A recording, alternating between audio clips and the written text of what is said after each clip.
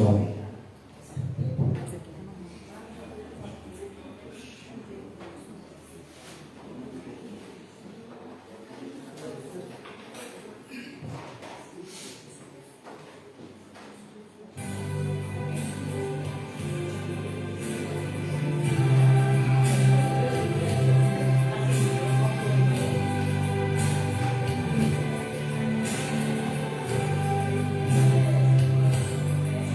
Tanta coisa que andei fazendo,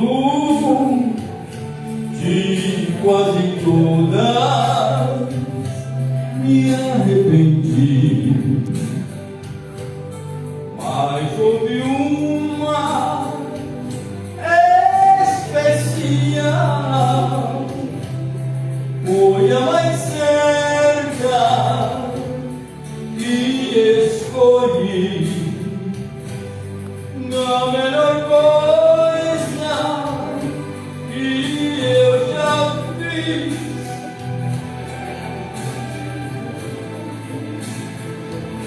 me arrependi em aceitar Jesus. Sinceramente foi a melhor coisa que eu já fiz.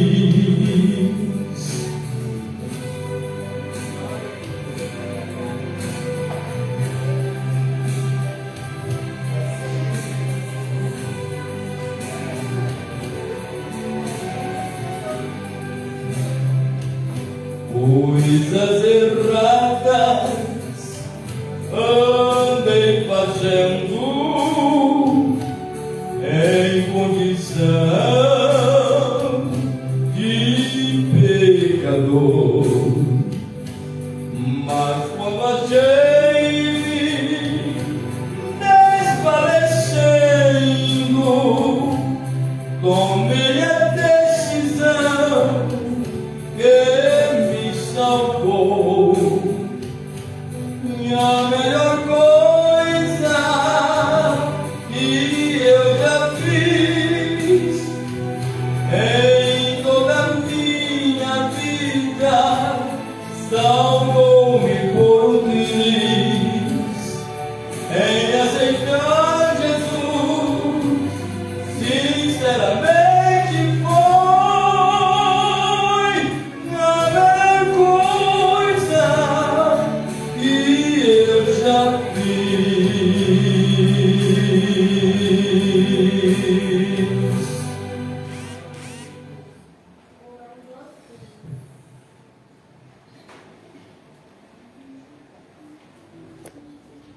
A minha alma engrandece ao Senhor, e o meu espírito se alegrou em Deus, meu Salvador. A gratidão dos santos. Esse versículo é um versículo que falam as palavras de Maria, uma santa mulher agraciada por Deus para trazer ao mundo o Filho de Deus. E ela diz essas palavras: a minha alma engrandece ao Senhor, e o meu espírito se alegrou em Deus, meu Salvador. Temos todos os motivos para nos alegrarmos no Senhor, porque Ele é o nosso Salvador. A gratidão dos santos, esse é o tema do culto desta noite. Que Deus dê graça e paz a todos nós nessa noite, que possamos sair daqui cheios da sua palavra, edificados em todos os atos do culto. Cada palavra já ouvimos aqui, a melhor coisa da nossa vida foi o dia em que recebemos, pela conversão genuína, o nosso Senhor Jesus, o nosso Salvador. E temos a partir de então toda alegria para viver, porque Ele está conosco até a consumação dos séculos. Que a graça e a paz do Senhor seja com todos. Vamos adorar ao nosso Deus então, abrindo nossas Bíblias no Salmo de número 136, Vamos fazer a leitura deste salmo de forma alternada. Salmo 136. A misericórdia de Deus. Eu convido os irmãos a se colocarem de pé para fazermos essa leitura alternada. Rendei graças ao Senhor, porque Ele é bom, porque a sua misericórdia dura para sempre. Rendei graças ao Deus dos deuses, porque a sua misericórdia dura para sempre. Rendei graças ao Senhor dos senhores, porque a sua misericórdia dura para sempre.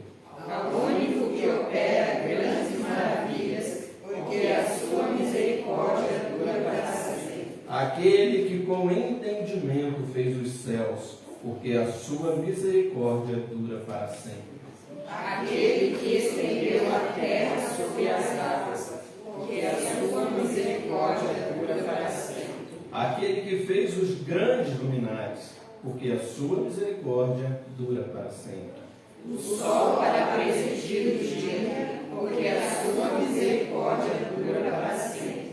A lua e as estrelas para presidirem a noite, porque a sua misericórdia dura para sempre.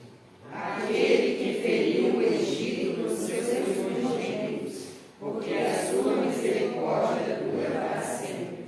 E tirou a Israel do meio deles, porque a sua misericórdia dura para sempre.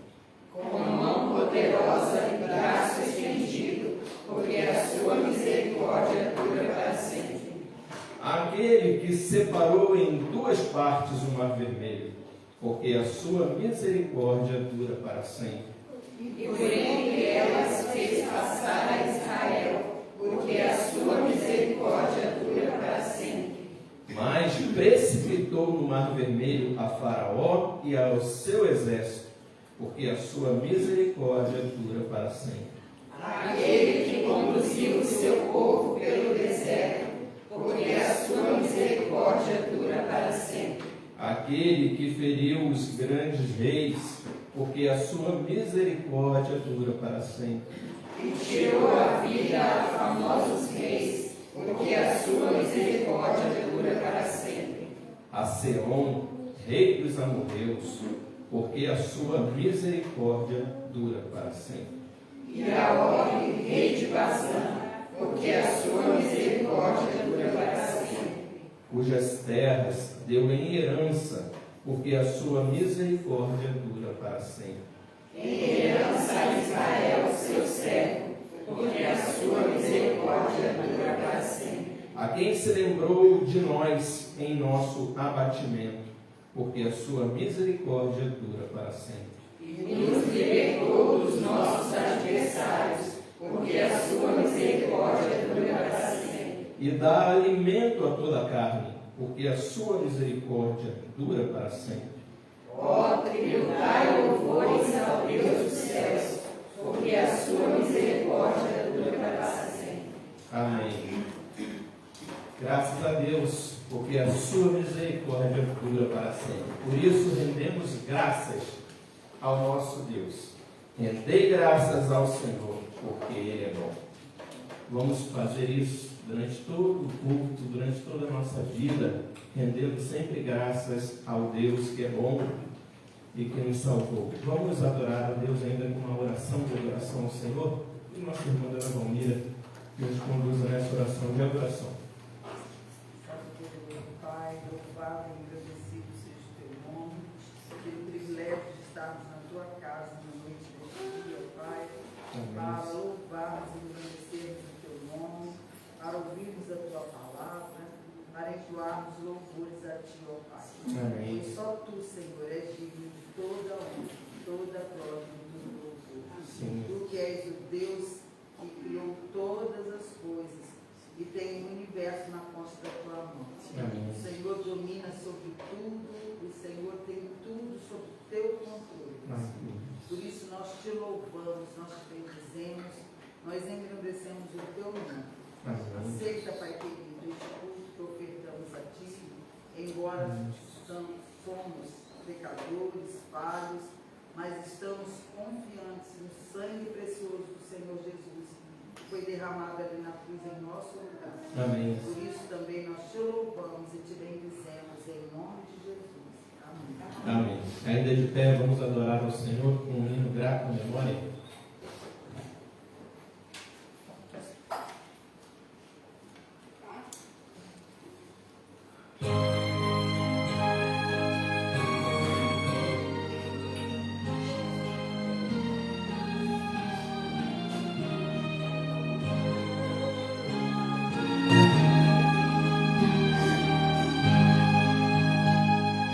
Nunca meus lábios cessarão, ó Cristo, de bendizer-te,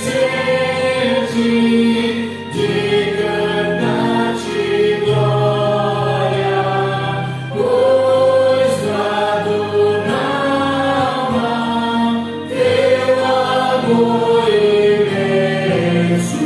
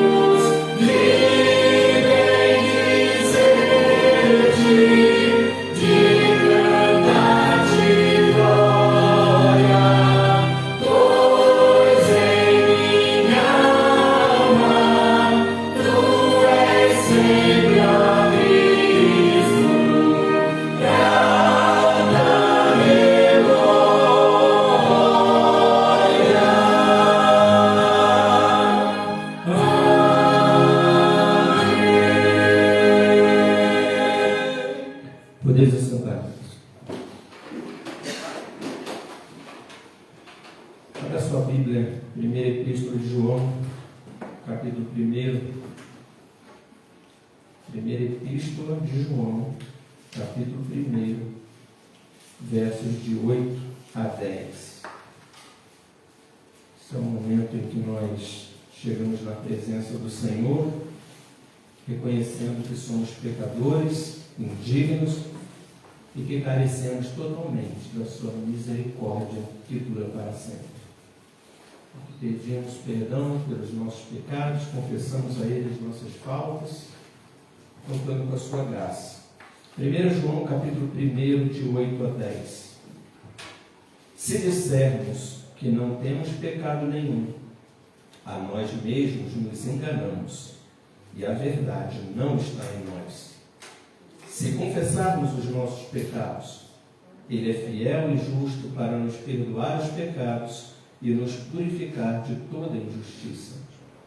Se dissermos que não temos cometido pecado, fazemos-o mentiroso, e a sua palavra não está em nós. Chama a atenção que o verso 8 e o verso 10, ele começa dizendo, se dissermos que não temos pecado nenhum, o verso 8, somos mentirosos. Mas no verso 10 ele diz, se dissermos que não temos cometido pecado, também somos mentirosos. Então não é verdade que você não tem pecado nenhum, que nós não tenhamos pecado nenhum. Tampouco é verdade que não temos pecado, apesar de sermos pecadores. Ou seja, nós não apenas somos pecadores, como temos cometido pecado. Essa é a verdade que esse texto nos apresenta. Então, a única alternativa é o verso 9. A condição é, se confessarmos os nossos pecados, já que somos pecadores, Ele é fiel e justo para nos perdoar e nos purificar de toda injustiça. E esse é o momento propício do culto para isso, para que você confesse diante de Deus, na presença dele. Você está em culto a Deus, que é santo, cuja presença está entre nós, para que Ele receba o teu culto, para que Ele receba a tua adoração. Confesse a Ele os seus pecados, peça-lhe perdão, mas não apenas nos dias de culto, não apenas no momento de culto, todos os dias, mas aqui é um momento de culto ao Senhor. Curva sua cabeça nesse momento, vamos orar a Deus, pedindo perdão, confessando os nossos pecados. Vou pedir a Gabriela para nos conduzir nessa oração de confissão. Senhor, meu Deus, meu Pai, muito obrigada, Senhor, primeiramente por mais essa oportunidade de estarmos aqui hoje, Pai, louvando o Teu nome, te engrandecendo, Pai. Nessa noite também nós viemos te pedir perdão, Pai, por todos os nossos pecados, Senhor, que são tantos. Todos os dias, todos os momentos nós estamos pecando, seja por pensamento, por ações, por palavras não pensadas, não calculadas, Senhor, que desagradam a Ti, que entristecem o Teu coração. E por isso nós pedimos perdão, Pai, porque nós tentamos nos santificar todos os dias, mas sabemos que mesmo assim nós somos falhos. E vamos continuar errando, Senhor, porque ainda estamos nesse corpo pecaminoso até o dia da consumação. Mas nós pedimos o Teu perdão, Pai. Nós sabemos que a Sua palavra nos diz que as Suas misericórdias duram para sempre e se renovam a cada manhã, Senhor, sobre as nossas vidas. E nós pedimos essa misericórdia, Senhor, em especial na vida de cada um de nós, que estamos pedindo o Teu perdão, Pai, que estamos aqui com o coração entristecido de estarmos pecando todos os dias, todos os momentos contra Ti, Pai, porque o mal que nós não queremos fazer, esse nós fazemos, Pai. Mas nós sabemos que o Senhor enviou o Seu Filho para morrer por nós, por esses pecados, Pai, para que a gente tivesse, mesmo assim, com todos esses pecados, todos os dias, a chance de chegar a Ti mesmo assim, Pai, por uma simples oração, Senhor, e por isso nós somos muito gratos, Pai. Por isso nós somos eternamente gratos e nunca conseguiríamos retribuir o que o Senhor fez por nós. Mesmo assim, nós continuamos pedindo perdão até o dia da consumação, Pai. Nos perdoa dos nossos pecados, aumenta a nossa fé, Senhor, todos os dias em Ti, para não nos esquecermos do que o Senhor faz por nós todos os dias, inclusive nos perdoando. Em nome de Jesus, que te oro. Amém. Amém.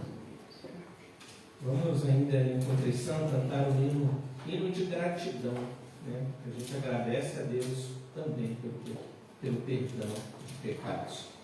Então vamos colocar de pé o som do hino e cantar esse hino de gratidão a Deus.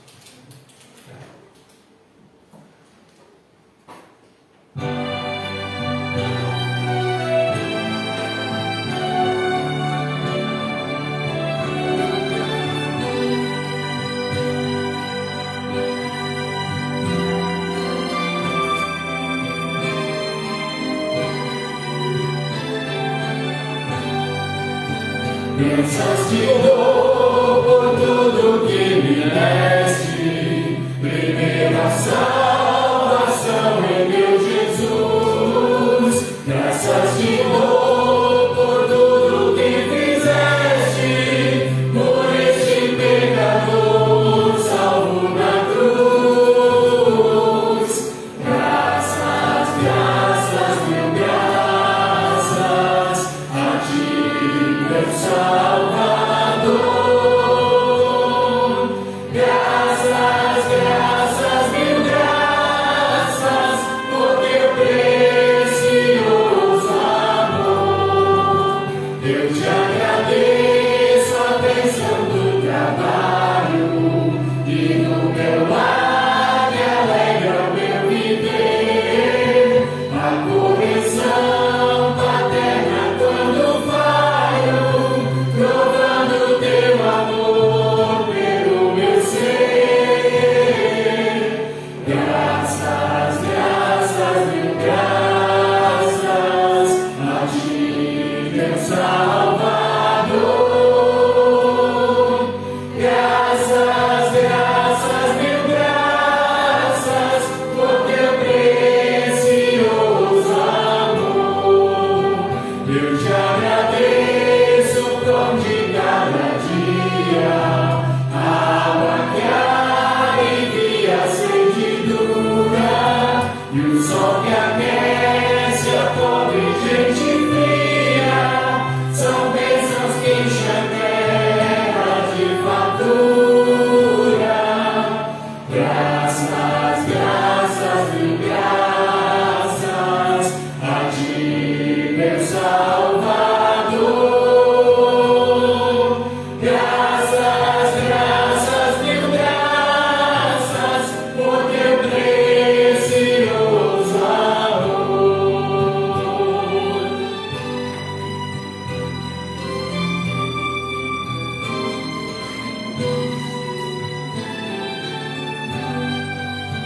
Eu te agradeço, ó Pai, os meus amigos e os inimigos também te agradeço.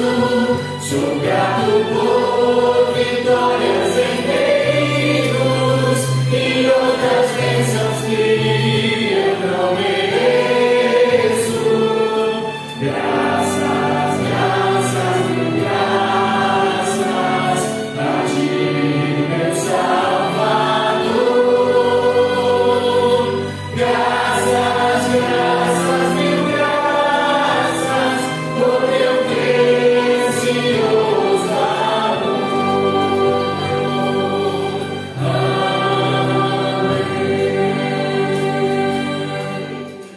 Ainda de pé, quero convidá-los a lermos o Salmo 51, versos de 7 a 13. Salmo 51, de 7 a 13.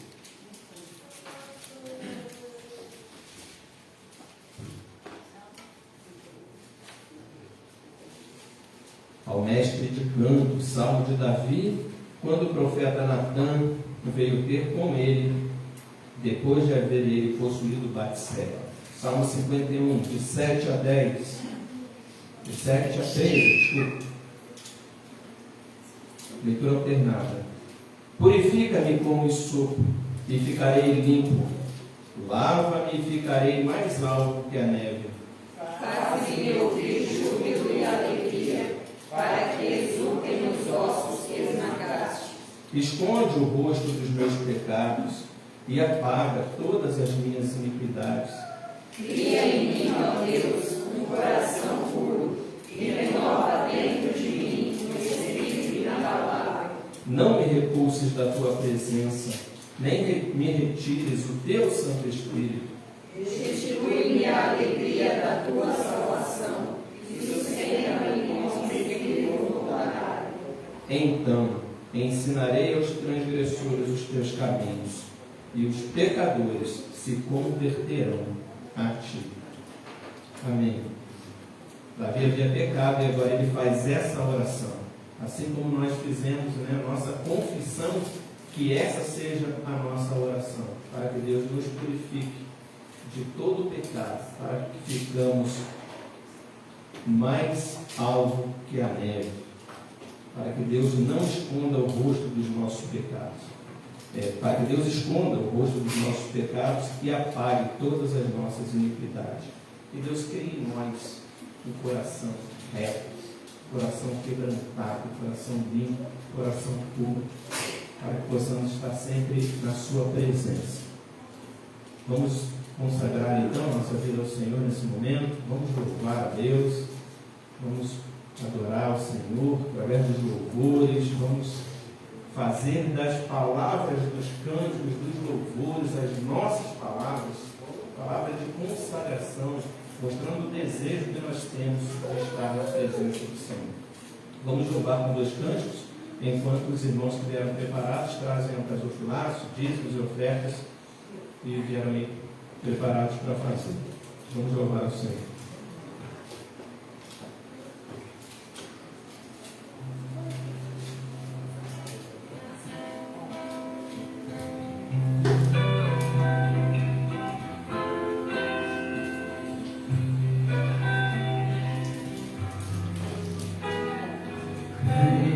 Graças ao Senhor, porque Ele é bom.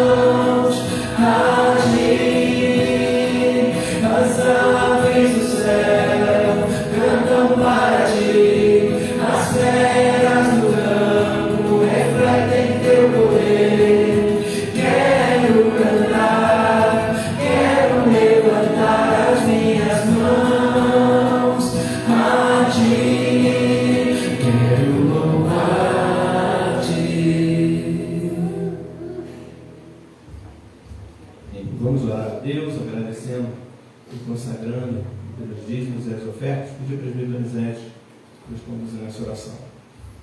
Senhor, nosso Deus e Pai, Deus querido, Deus amado, ainda na tua presença, Senhor, nós queremos te agradecer e queremos, ó Pai, que o nosso lado continue sempre louvando e adorando o Senhor. É só o Senhor, é Deus, é digno de toda a honra, de toda a glória, de todo o louvor e de toda a adoração.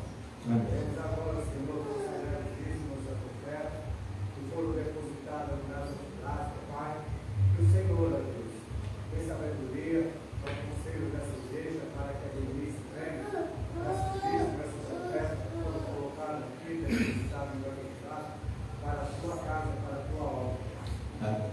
Seja também, ó Deus, abençoe aqueles que ofertaram e dizimaram e aqueles que não puderam dizimar, que o Senhor esteja também derramando as tuas cabeças sobre a vida de cada um, sobre o lar, sobre a sua família, que estão desempregados, que o Senhor abra as portas do emprego, ó Deus, Amém. para que eles possam, Senhor, ofertar e dizimar a tua casa para que haja mantimento. Amém. É no nome maravilhoso de Jesus, teu Filho amado, a qual nós oramos e te pedimos e te agradecemos. Amém. Amém.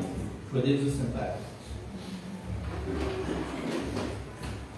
Ouvir a palavra do nosso Deus, momento de edificar a nossa edificação.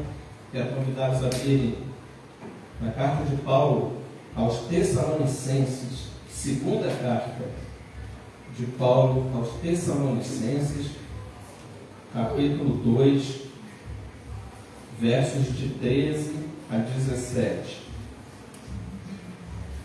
Segunda Tessalonicenses 2, de 13 a 17.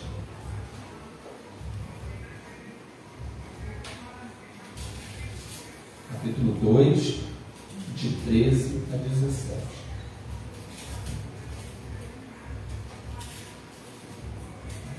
Entretanto, devemos sempre dar graças a Deus por vós, irmãos amados pelo Senhor, porque Deus vos escolheu desde o princípio para a salvação, pela santificação do Espírito e fé na verdade, para o que também vos chamou, mediante o nosso Evangelho, para alcançardes a glória de nosso Senhor Jesus Cristo. Assim, pois, irmãos, permanecei firmes e guardai as tradições que vos foram ensinadas, seja por palavra, seja por epístola nossa. Ora, nosso Senhor Jesus Cristo mesmo e Deus, o nosso Pai, que nos amou e nos deu eterna consolação e boa esperança pela graça, consolem o vosso coração e vos confirmem em toda boa obra e boa palavra. Oremos mais uma vez. Senhor nosso Pai, nós queremos ouvir a Tua voz neste momento. Já ouvimos através dos textos que já lemos e queremos ouvi-la mais uma vez através da exposição agora, Pai. Que o Senhor nos faça debruçar sobre essa palavra e encontrar nela edificação para a nossa vida. Fala conosco por meio do Teu Santo Espírito. Ilumina as nossas mentes. Abre o nosso entendimento, o discernimento espiritual, porque a Tua palavra se discerne espiritualmente. E não apenas para ouvirmos, não apenas para entendermos, mas, sobretudo, para que ela produza fruto, Deus, de santificação em nossa vida. Produza fruto para Teu reino, para a Tua obra, e para a Tua honra, e para a Tua glória. Oramos em nome de Jesus. Amém. Os motivos das ações de graças dos santos ao santo. Iniciamos o culto falando que temos vários motivos para sermos gratos a Deus. Porque, sobretudo, porque Ele nos salvou. Ele perdoou os nossos pecados em Cristo Jesus. Jesus morreu para nos livrar da condenação e da morte eterna.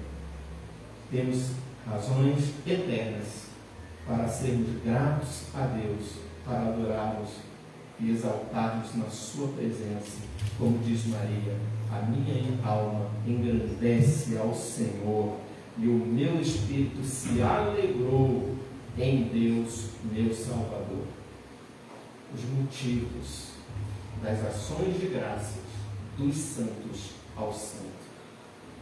Todos que são chamados pelo Senhor, todos os santos do Senhor, devem prestar ao Senhor, ao Santo, ações de graças.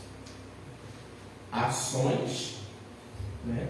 Não já está dizendo, ações que demonstrem a nossa gratidão a Deus.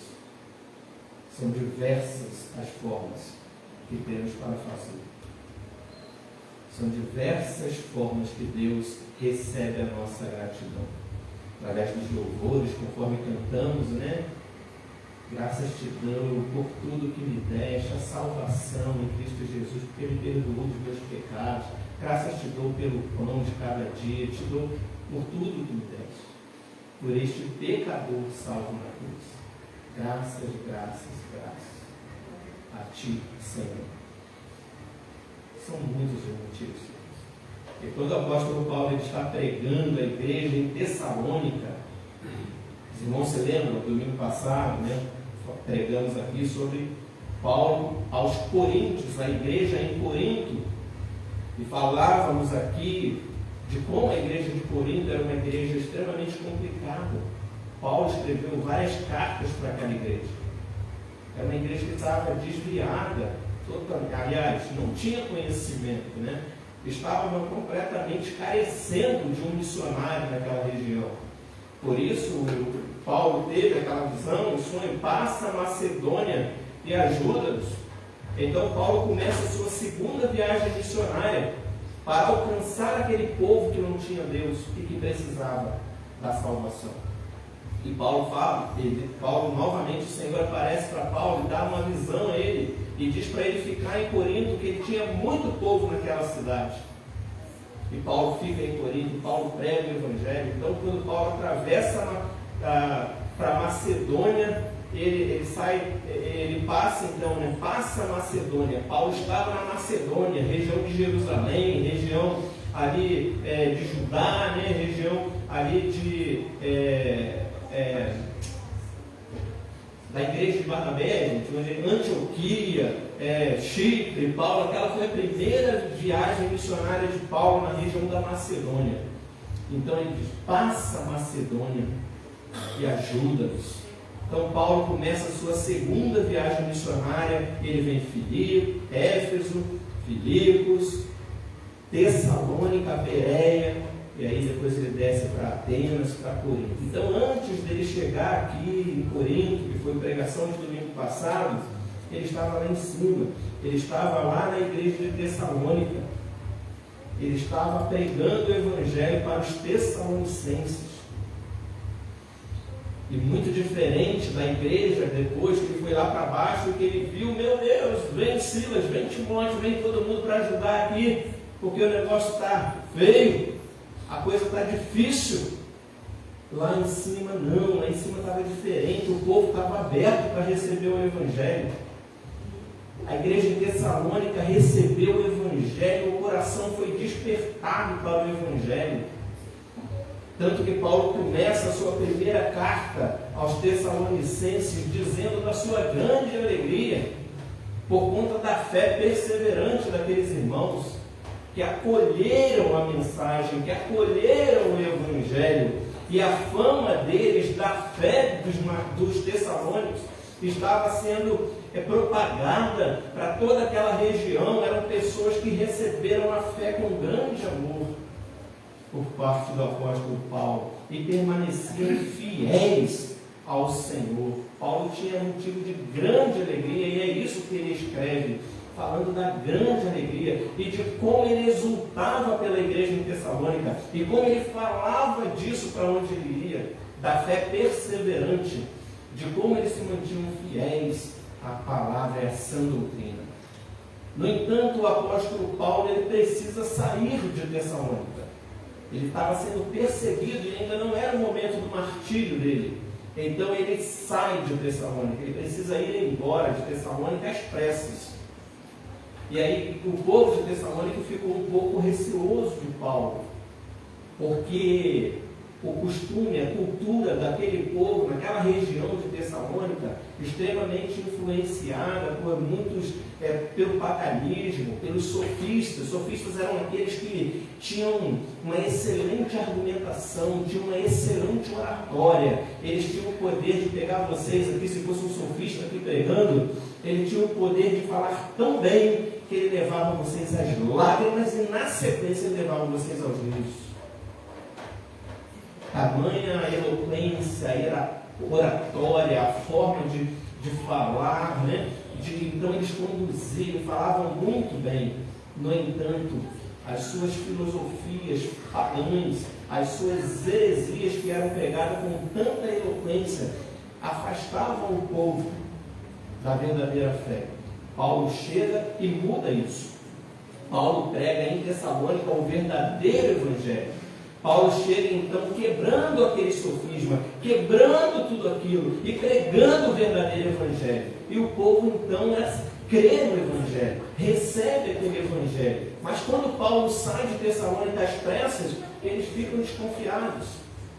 E eles começam a descrer de Paulo, eles começam a ficar, será que era mais um falso profeta? Será que era mais um desses sofistas? Então isso estava incomodando a igreja de Tessalônica. E além de muitas dúvidas que eles tinham acerca de certos assuntos. Então vejam, apesar de terem recebido com todo amor, com todo zelo, e partir de então começar a testemunhar da fé, da genuína conversão, existiam coisas a serem tratadas. Só que o apóstolo Paulo precisou sair. E eles ficaram meio que perdidos. E eles tinham muitas coisas que eles queriam saber, sobretudo com relação a questões escatológicas, com a questão da ressurreição de Cristo, com respeito à vinda de Cristo, como que se daria isso? Então eles tinham muitas dúvidas com relação a essas coisas, porque eram pregadas muitas coisas errôneas nesse sentido. E Paulo diz o texto que ele, por 2 vezes, ele tentou retornar à Macedônia, mas Satanás o impediu que chegasse lá. Nós não sabemos quem foi esse Satanás, né? O literal, o instrumento dele para impedir que Paulo chegasse até Tessalônica.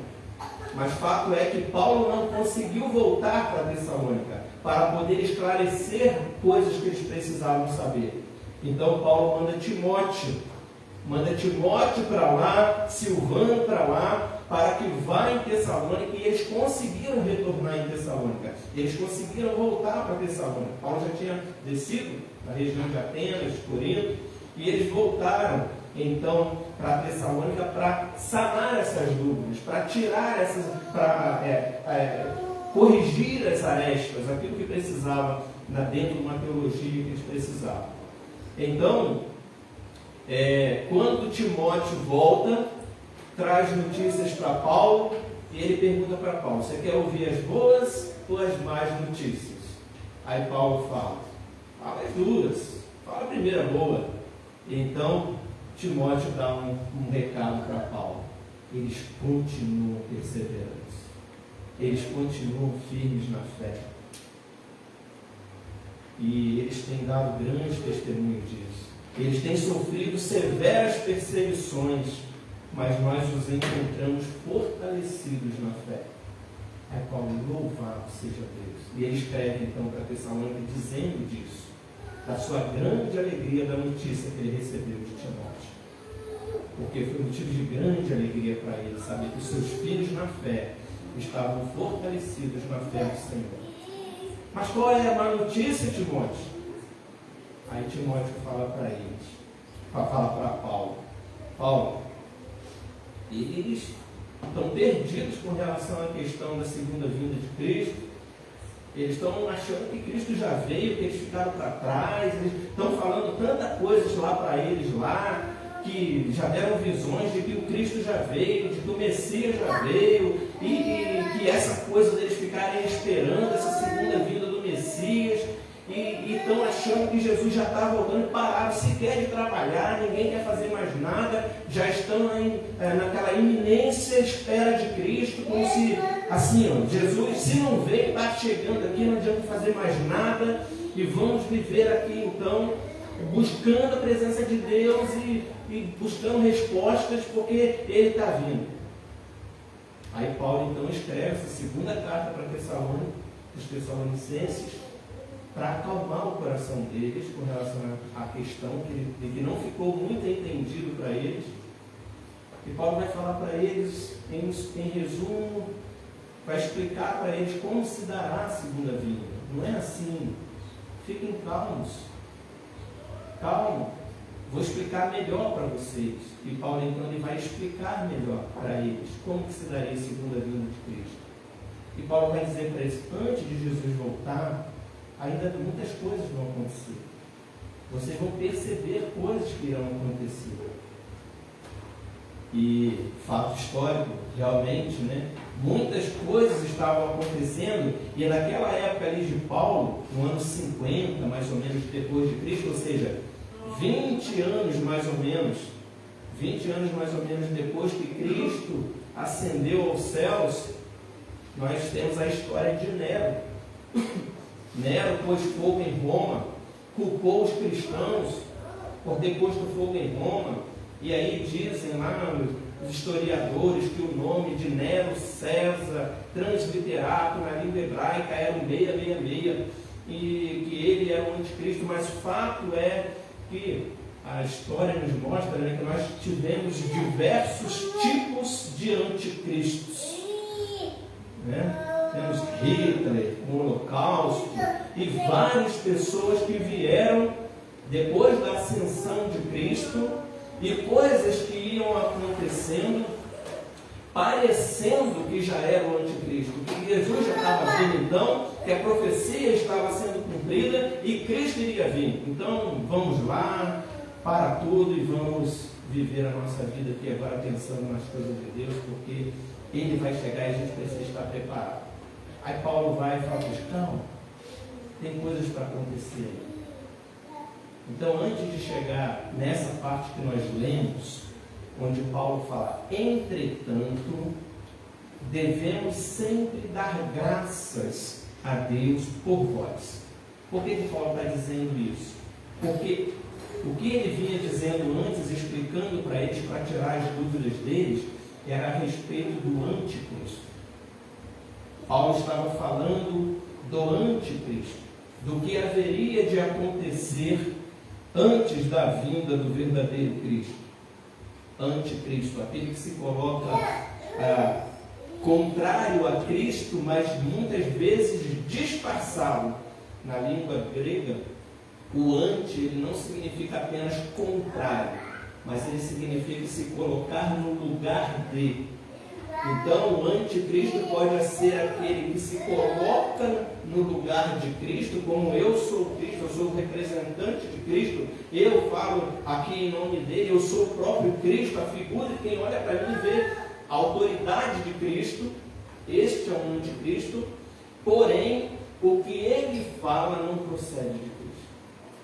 O que ele vai dizer não confere com a verdade de Cristo. Por isso ele é contrário a Cristo. Porém, para nós entendermos quem é o anticristo, porque ele vem disfarçado do próprio Cristo, mas contrário a Cristo, o que nos faz entender, o que nos faz distinguir, o que nos faz perceber a diferença do anticristo para o verdadeiro Cristo? O conhecimento da verdade. Conhecereis a verdade, que a verdade nos libertará. Então Paulo vai dizer para eles, está dizendo para nós, que nós precisamos conhecer as coisas escatológicas, as coisas do fim, como se dará esse fim, como as coisas vão acontecer. E o esclarecimento para os Tessalonicenses é o esclarecimento que nós também precisamos. E olha que já se passaram aí 2000 anos, praticamente, né? Ou 1950 anos depois dessa fala do apóstolo Paulo. Então, cada vez mais, estamos presenciando esse anticristo. Então veja, acompanhe comigo no capítulo 2, a partir do verso 7. Quando ele diz, com efeito, a ideia aqui é isso tem efeito verdadeiro, isso é certo. Com efeito, o mistério da iniquidade já opera, e aguarda somente que seja afastado aquele que agora o detém. Então será de fato revelado o iníquo, a quem o Senhor Jesus matará com o sopro de sua boca e o destruirá pela manifestação de sua vinda. Ora, o aparecimento do iníquo é segundo a eficácia de Satanás, com todo poder e sinais e prodígios da mentira, e com todo engano de injustiça aos que perecem, porque não acolheram o amor da verdade para serem salvos. É por este motivo, pois, que Deus lhes manda a operação do erro, para darem crédito à mentira, a fim de serem julgados todos quantos não deram crédito à verdade, antes, pelo contrário, deleitaram-se com a injustiça.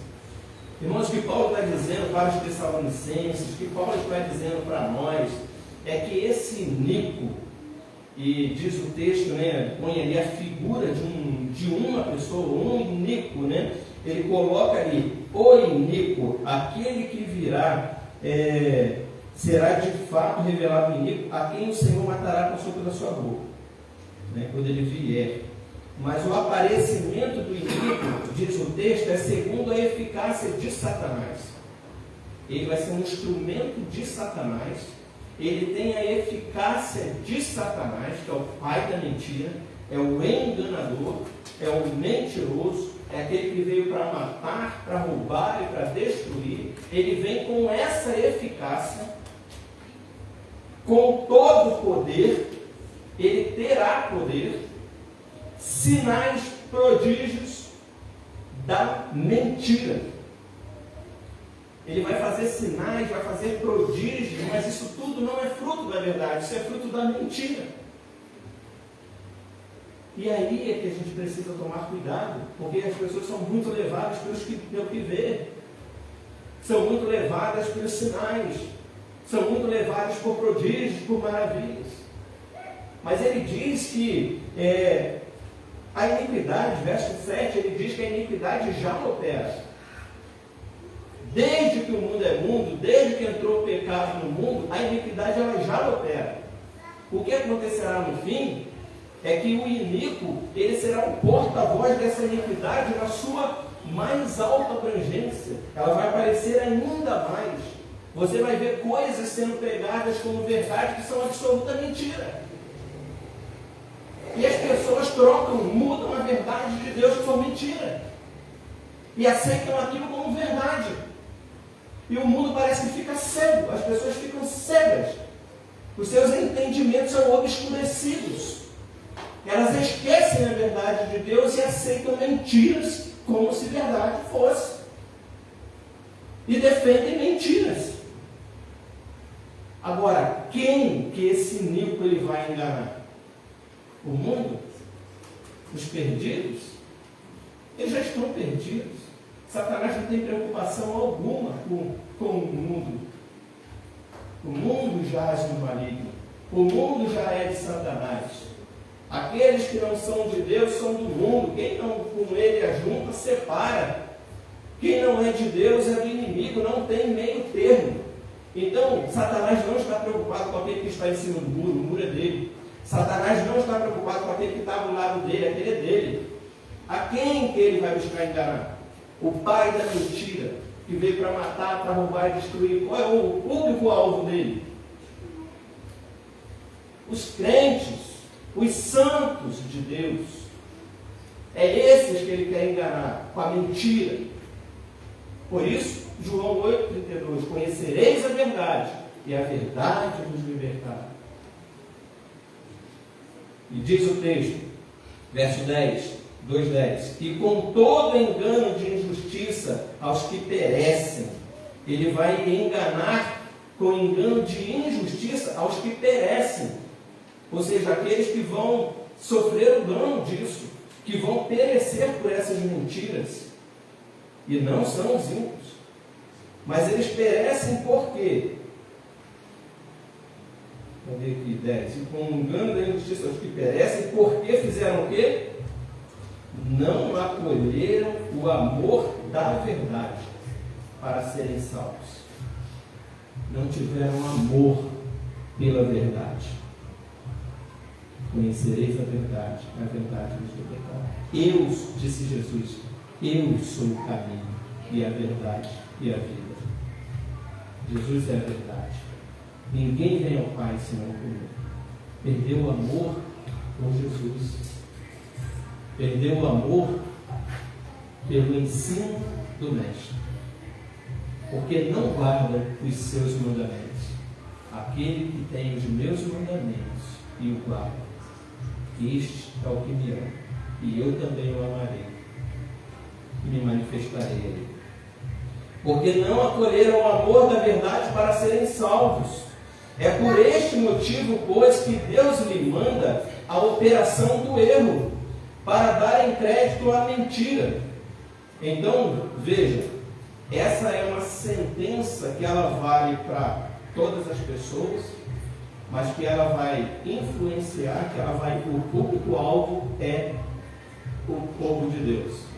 Mas ela serve de juízo também para o iníquo, para os ímpios, para aqueles que são ali celeiros da iniquidade, onde o iníquo tem ali a sua manifestação e eles vivem, eles perecem pela injustiça, por não terem amor à verdade.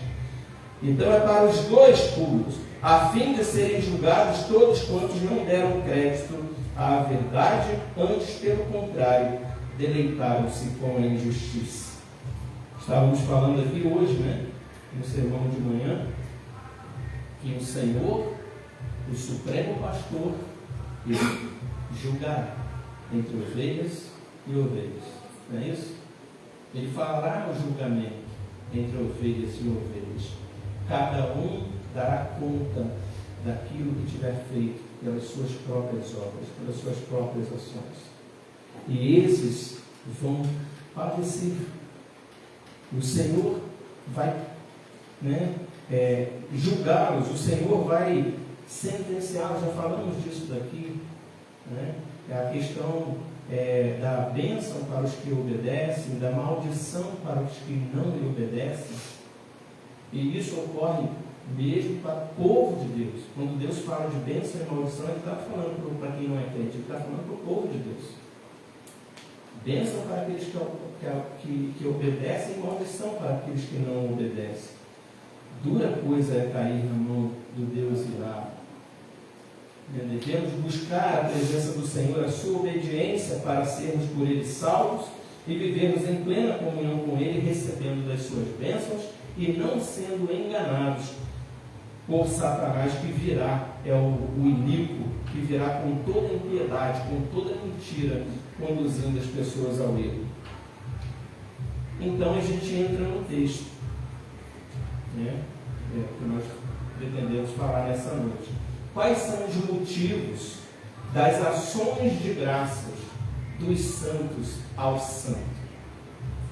Veja que Paulo vai falar, entretanto, depois de falar desses inimigos, depois de falar deste homem da iniquidade, deste que virá para assolar, para trazer a mentira, e que afastará muitos da verdade, que se apegarão à injustiça, se apegarão à impiedade, se apegarão à mentira. Entretanto, como é bom, ter o mais aqui, mas, ou entretanto, devemos, mesmo diante disso, sempre dar graças a Deus por vós. Então, agora ele fala para o povo de Deus. Nós sempre temos motivos de dar graças a Deus por vós, irmãos amados pelo Senhor. Então veja que Paulo já nos identifica. Quem são esses vós? que ele tem motivo de dar tanto graças a Deus. Irmãos. Somos irmãos porque somos filhos de Deus juntamente com Cristo. Se estamos em Cristo, todos que estão em Cristo se fazem irmãos de Cristo. E todos somos irmãos, filhos de Deus. Deus nos tem por filhos em Cristo, que é o Filho de Deus, e todos que estão em Cristo são feitos irmãos. Irmãos amados. Porque nós somos amados por Deus. Porque Deus ama os seus filhos. Deus ama a Jesus. E todo aquele que está em Cristo é filho de Deus. E para estes que são filhos de Deus, irmãos amados pelo Senhor, ele vai dizer por que nós temos motivo de dar graças a Deus. Porque Deus vos escolheu. Deus vos escolheu desde o princípio para a salvação. Vocês são irmãos amados do Senhor, sabe por quê? Porque Deus vos escolheu desde o princípio para a salvação. Deus quis salvar vocês, Ele escolheu você para te salvar. Ele decidiu, na sua soberana vontade, te salvar. Então é Ele que vai agir para a tua salvação. Porque Deus vos escolheu. Então a primeira ação é a escolha de Deus. Deus nos escolheu para a salvação. E Ele nos escolheu para a salvação de que forma? O que Deus fez? Como Ele executou isso? Ele nos escolheu para a salvação de que forma? Pela santificação do Espírito e fé na verdade. Que é o que nós estamos falando esse ano. Santidade, santificação. É por meio desta santificação do Espírito. Veja que é uma ação do Espírito. Pela santificação do Espírito e fé na verdade. Fé na verdade. Quem é verdade? Jesus. Fé, dom de Deus. Santificação do Espírito, para que tenha, e fé na verdade. Tudo é uma ação de Deus, porque Ele nos escolheu para salvar desta forma, pela santificação do Espírito. Viram a ação da Trindade? Deus nos escolheu, porque Ele nos amou, pela santificação do Espírito, pela fé na verdade, em Cristo, que é a verdade. E Ele fez isso com um propósito, verso 14, para o que também vos chamou, mediante o nosso Evangelho.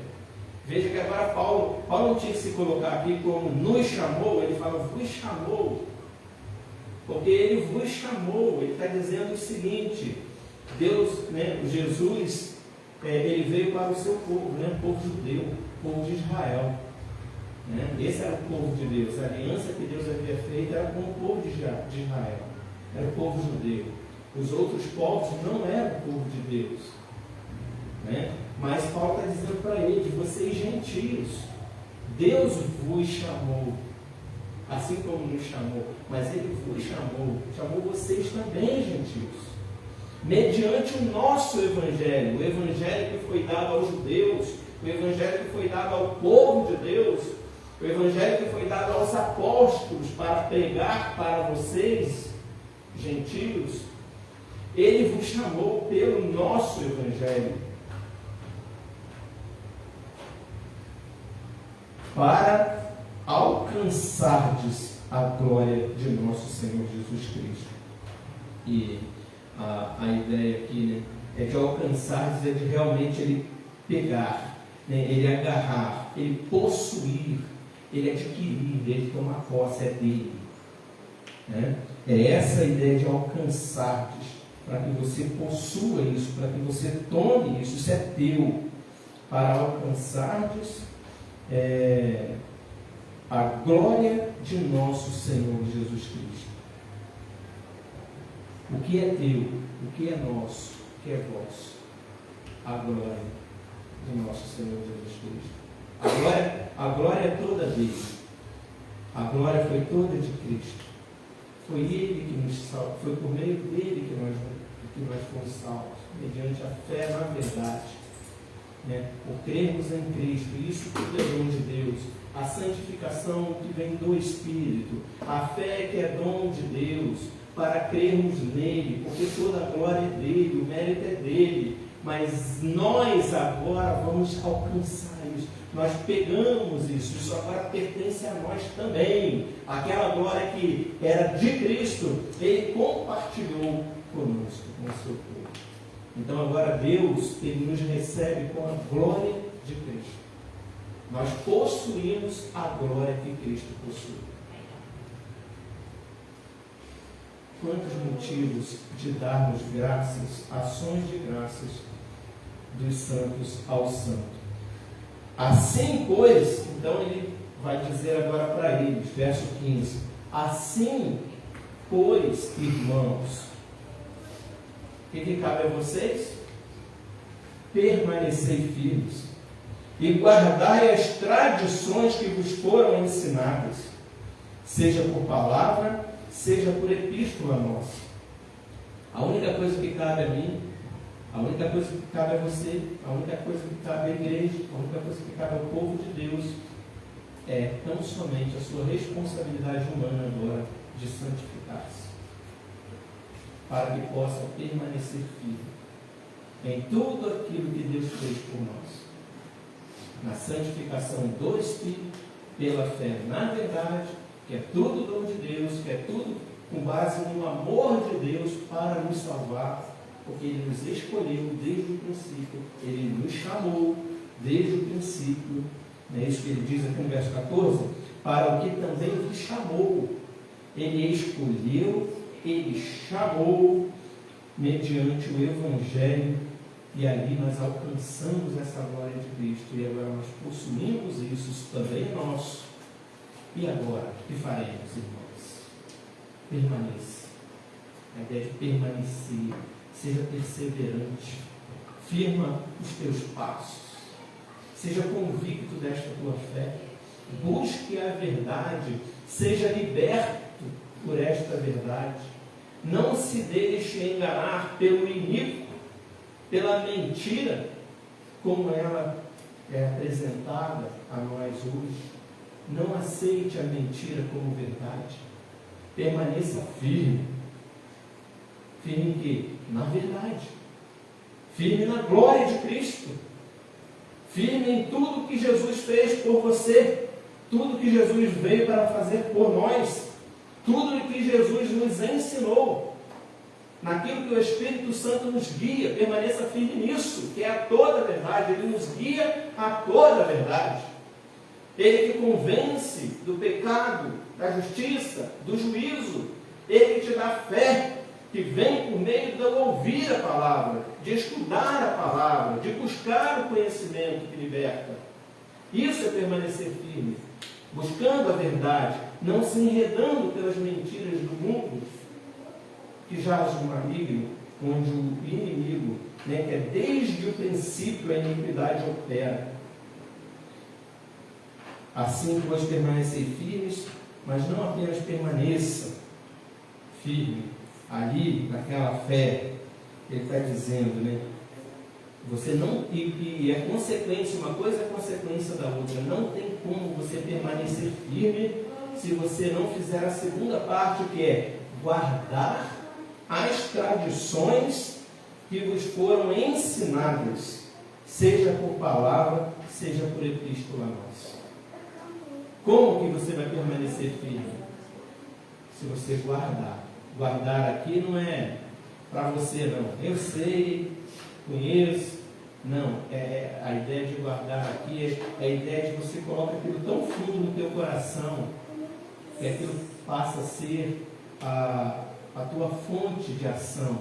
Aquilo passa a ser a tua vida, aquilo transforma o teu ser. Você guarda aquilo no teu coração de tal forma que agora você vai passar a viver de acordo com aquilo que está no teu coração. Guarde no meu coração a tua palavra, para não pecar contra ti. Esta é a ideia de guardar no coração. Você guarda para não pecar, para não praticar o pecado. A ideia de guardar é essa, não é esconder para você, eu sei, é verdade, eu sei para mim, mas eu não sei falar para os outros. E muito menos eu preciso viver essas coisas. Basta eu crer. Você não está guardando a palavra. E certamente você não vai conseguir permanecer firme. Você vai deslizar, você vai cair. Precisa guardar no coração a palavra de Deus para praticar. E quando ele fala das tradições, guardai as tradições que vos foram ensinadas. Que tradição, pastor? Usar calça, usar saia, não pode tocar guitarra, aquelas coisas tradicionais, que os tradicionais falaram, tem que ser aquele conservador, que não muda nada, os costumes, é de costumes que ele está falando, são dessas coisas. Não, o que ele está falando de guardar as tradições é aquela palavra que nós temos de Deus lá em Atos dos Apóstolos. Perseveravam unânimes no templo, nas orações, na doutrina dos apóstolos, na comunhão, no partido. As tradições aqui é isso, é perseverar unânime nas orações, no partir do pão, e sobretudo na doutrina dos apóstolos, no ensino, que é o que ele diz aqui, que vos foram ensinadas, seja por palavra, seja por epístola. Aquilo que vocês ouviram, e infelizmente nós não ouvimos, foi falado lá pelos apóstolos, para as pessoas que estavam lá, foram palavras, muitas outras coisas o Senhor Jesus fez, realizou e falou. Infelizmente, nós não estávamos lá para ouvir, mas por aquilo que foi escrito, epístolas, cartas, aquilo que ficou preservado na história, a palavra de Deus registrada na história, mas que apesar de não termos ouvido tudo o que eles disseram, o que temos escrito, as epístolas, a revelação de Deus, é o alimento de Deus, é a palavra de Deus, e mais do que suficiente para que nós possamos permanecer firmes e guardarmos a doutrina dos apóstolos. E ele vai então no final dizer: ora, nosso Senhor Jesus Cristo mesmo, veja a Trindade novamente agindo, nosso Senhor Jesus Cristo mesmo e Deus, o nosso Pai, que nos amou e nos deu eterna consolação. Quem é o Consolador? O Espírito Santo é o Consolador. Vos enviarei um outro Consolador, que nos deu de eterna consolação e boa esperança pela graça. Então é aquele que nos dá o verdadeiro consolo. E quando pregávamos aqui sobre o Espírito Santo, o que significa essa expressão, ser o Consolador? Significa ser aquele que veio para secar as tuas lágrimas? Não, esse daí sou eu, como Consolador teu. Aquele que veio falar assim: não chora não, e passa o lencinho no teu rosto, que faz um carinho, seca as tuas lágrimas. Não é este consolo do Espírito Santo, é o verdadeiro consolo. Sabe quando que nós somos verdadeiramente consolados? É quando os nossos problemas não existem mais. Acabou o problema, sabe?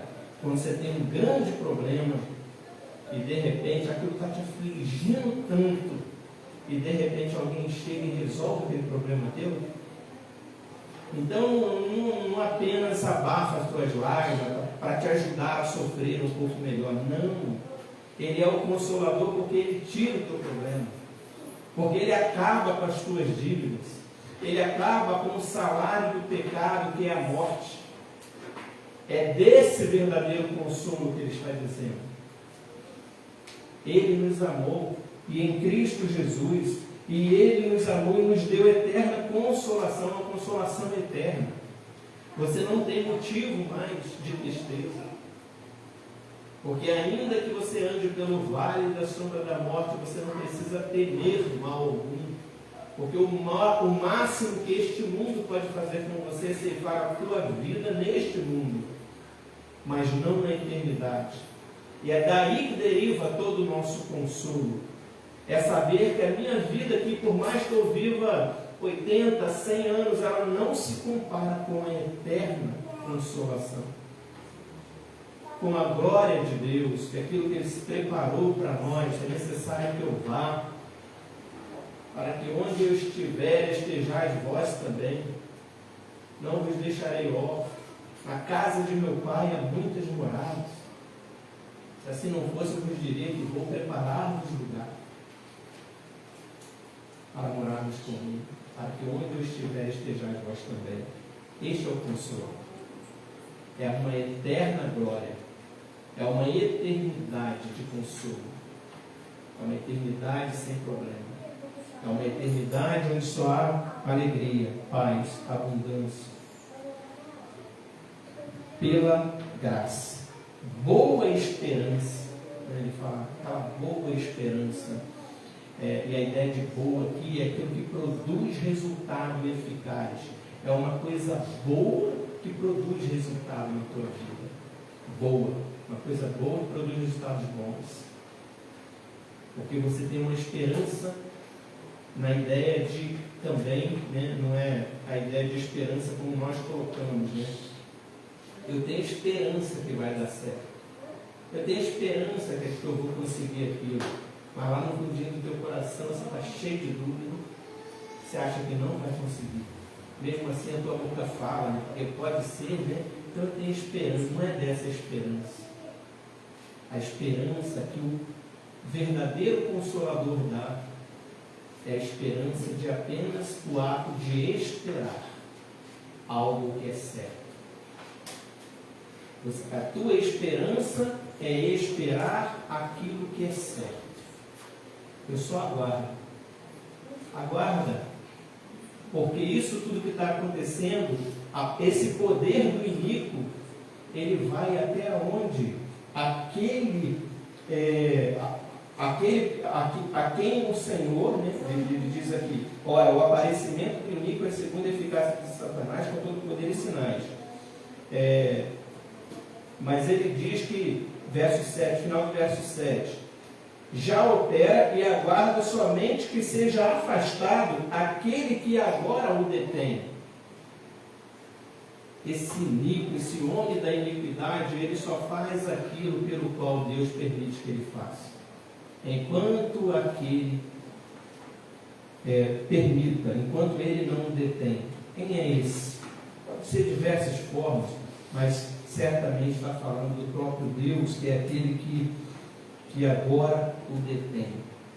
Né? Ele detém para que ele não faça tudo o que ele vai fazer, né? Mas um dia ele não vai detê-lo e ele vai fazer isso. Então, enquanto isso não acontecer, nós, e principalmente quando acontecer, e já está acontecendo, verdades sendo ditas, sendo dadas como mentira e mentira sendo colocada como verdade, nós devemos permanecer firmes. Nessa esperança de aguardar pela graça e que esse consolo, né, e que isso console o vosso coração e vos confirme em toda boa obra e boa palavra.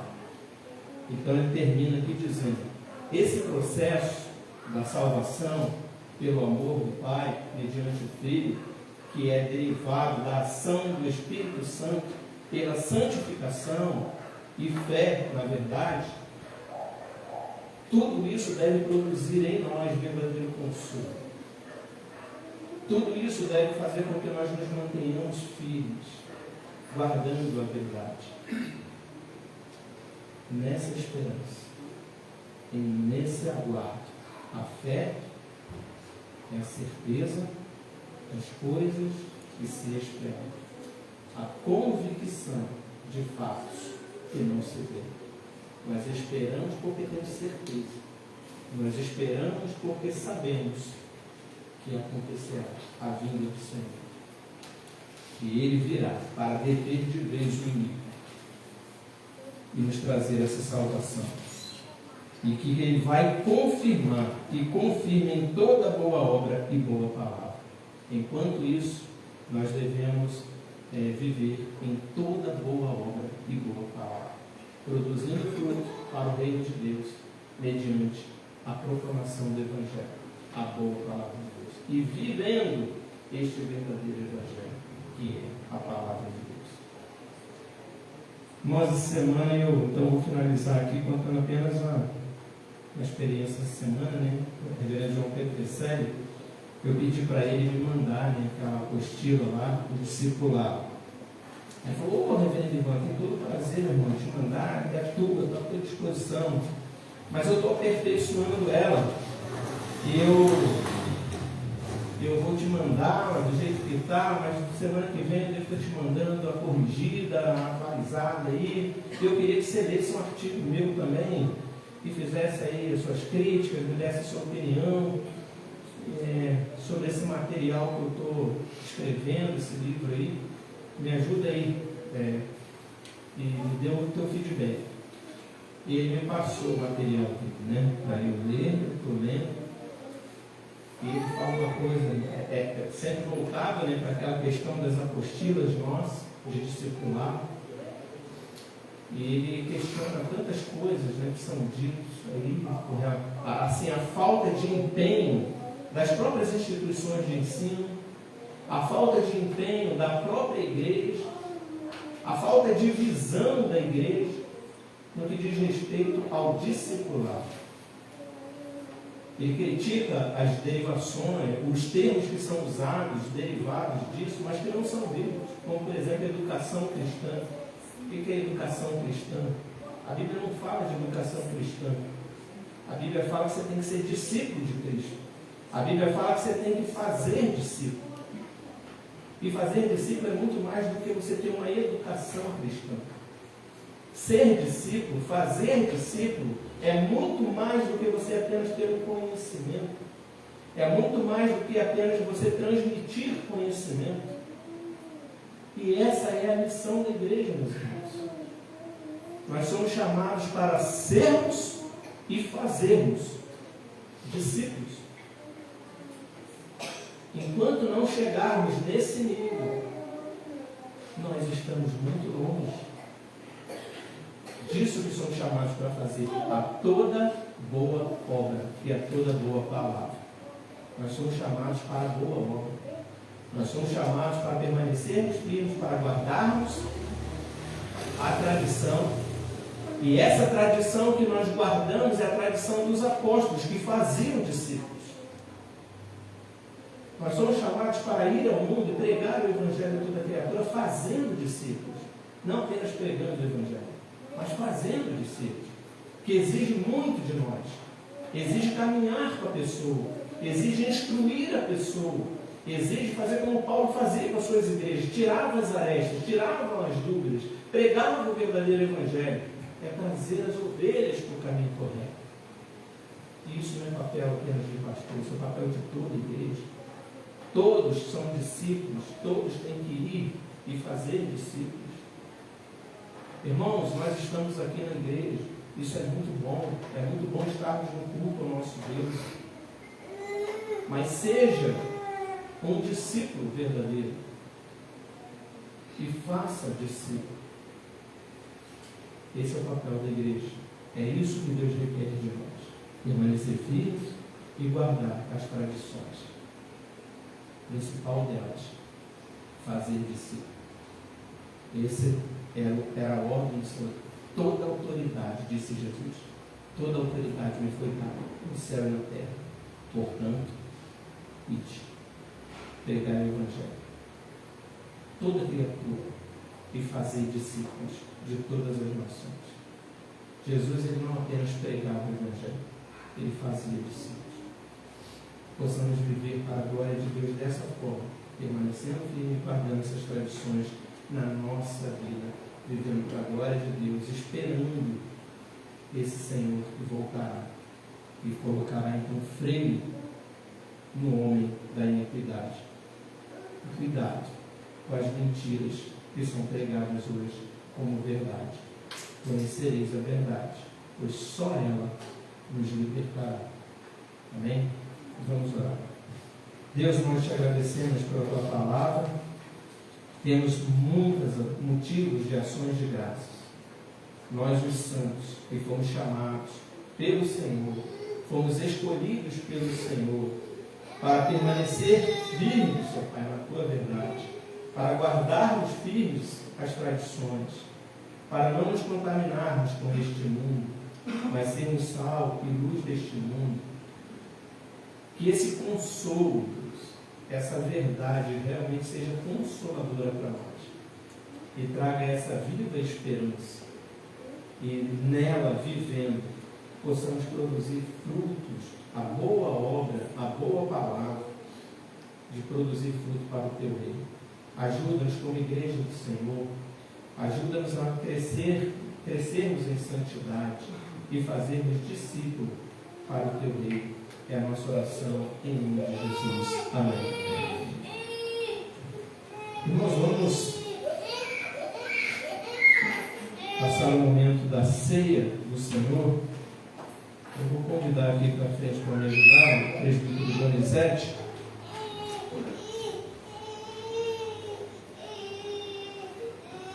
Abra sua Bíblia no Evangelho de Mateus, capítulo 26, a partir do verso 26 a 30. Evangelho de Mateus, capítulo 26, de 26 a 30.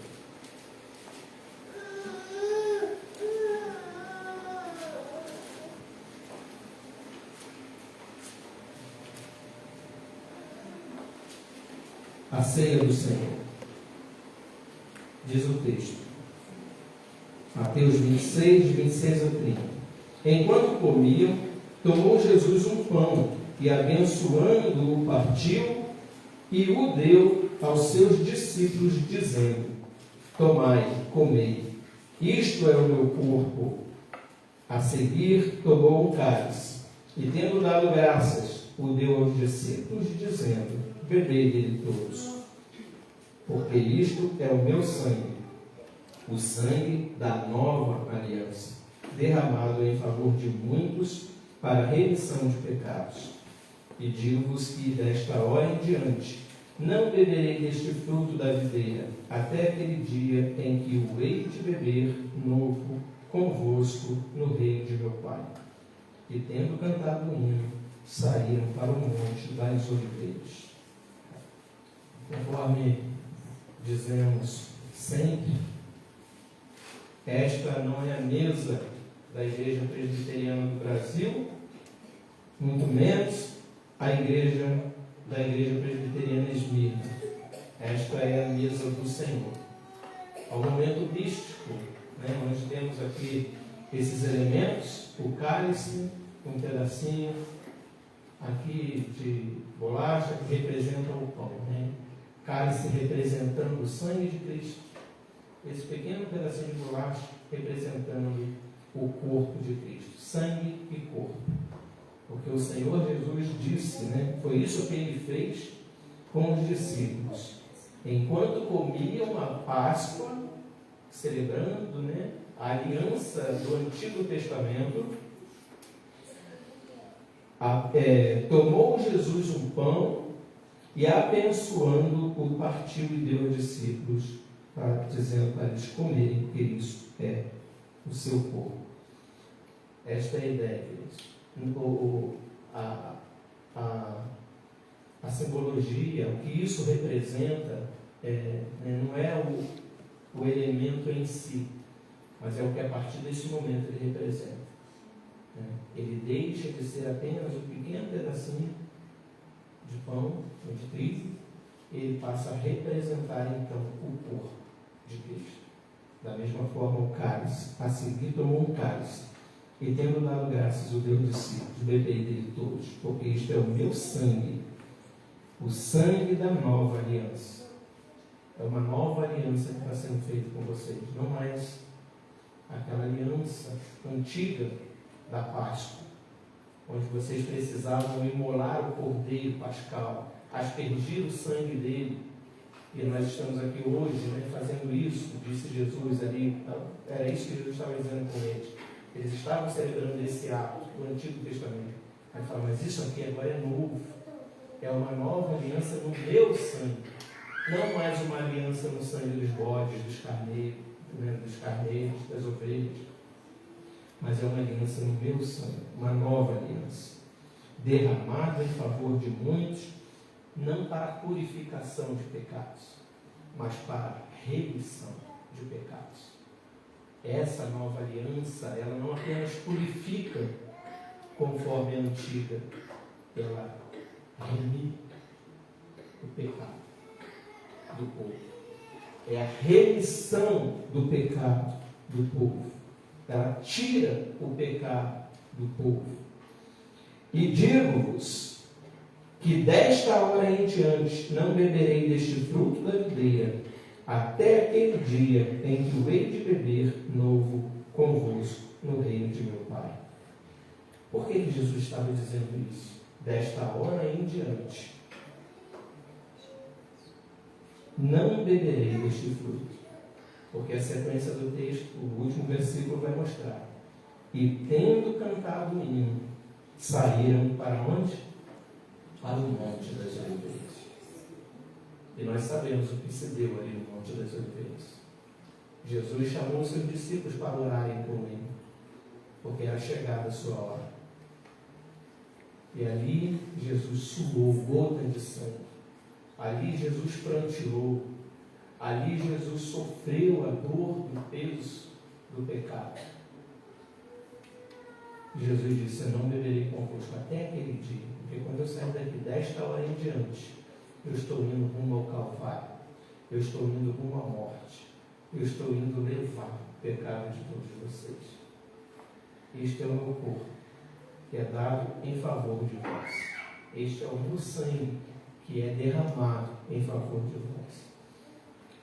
Irmãos, esse momento tão singelo, mas tão expressivo espiritualmente, a gente chama isso aqui de um banquete espiritual, né? Não pelo que ele é fisicamente, mas pelo justamente o espiritual, a sua representatividade. Nós fazemos parte do corpo e do sangue de Cristo, e estando nele, nós olhamos para o passado, nós olhamos para o que Cristo fez por nós olhamos para nós mesmos, para vermos como está, renovamos os nossos votos com o Senhor e olhamos para o futuro, até aquele dia em que o hei de beber novo convosco. E ele representa mais ainda. Foi a partir daquele momento que o Senhor Jesus, ele foi para o Monte das Oliveiras. Desceram do monte, e tendo cantado o hino, saíram para o monte, ou seja, saíram para o Monte das Oliveiras, para se prepararem, né? Para poder ali se submeter à prisão, ao castigo e à morte, para que nós estejamos preparados para tudo aquilo que falamos aqui, os últimos dias, para tudo que iremos passar, que a gente esteja preparado, no corpo e no sangue de Cristo. Vamos orar a Deus, agradecendo por esses elementos, consagrando esses elementos, para que nesse momento eles passem então a representar exatamente isso. Eu vou pedir a dona Nil que nos conduza nessa oração, depois eu pedi ao Donizete que distribua os elementos e que a Vitória coloque o hino 340. Aí a gente vai se colocar de pé. Senhor, graças te damos por esta oportunidade, por este momento de lembrarmos a morte do Senhor e fazemos aquilo que o Senhor nos ordena, anunciá-la até o dia da sua volta. Obrigada, Jesus, porque através da sua morte lá na cruz podemos participar desse momento que simboliza a tua morte. Te pedimos perdão, Senhor, pelos nossos pecados, por tudo que cometemos que não tem agradado ao Senhor, para que possamos estar diante do Senhor com as nossas mãos limpas, os nossos corações quebrantados, para participar da as mesas do Senhor. Muito obrigado por estes momentos. Em nome de Jesus, a oração que te fazemos com perdão dos nossos pecados. Amém. Vamos ficar de pé então, enquanto o presbítero Donizete distribui os elementos, aqueles que estão em plena comunhão com a igreja, com Deus, estão aí chamados para participarem da mesa do Senhor.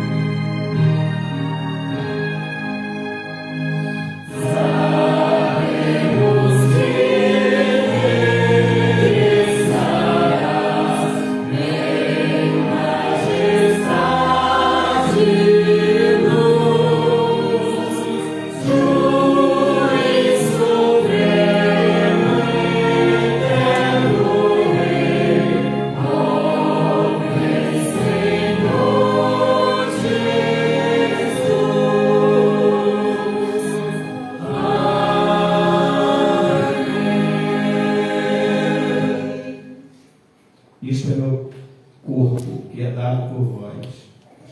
Tomai dele todos, comei dele todos, em memória de mim. Comamos. Este cálice é o cálice da nova aliança no meu sangue. Bebei dele todos. Fazei isto em memória de mim. Bebamos. Oremos. Pai querido, Pai amado, mais uma vez, Senhor, nós queremos te agradecer por esse momento tão especial, Pai, de estarmos aqui na tua casa para participar da tua ceia, Senhor. A ceia que traz lembrança do sacrifício do teu Filho amado ali na cruz do Calvário, onde ali foi derramado o sangue do Cordeiro, para que, através do sangue do Cordeiro, nós fomos remidos e lavados de todos os nossos pecados. Graças te damos, Senhor, ao participarmos dessa ceia, ao comermos o pão e bebermos o cálice, lembramos e fazemos memória do teu Filho amado, Jesus, que está para vir, Pai, para buscar a tua igreja e juntos viveremos eternamente na glória. Em nome de Jesus, que nós oramos e te agradecemos com o perdão de nossos pecados. Amém. O presbítero Donizete vai passar recolhendo os cálices, enquanto nós cantamos ao Senhor, isso passando para o encerramento, o hino 300, Igreja Militante. Após o hino, uma oração final, a bênção apostólica e o amém, queridos.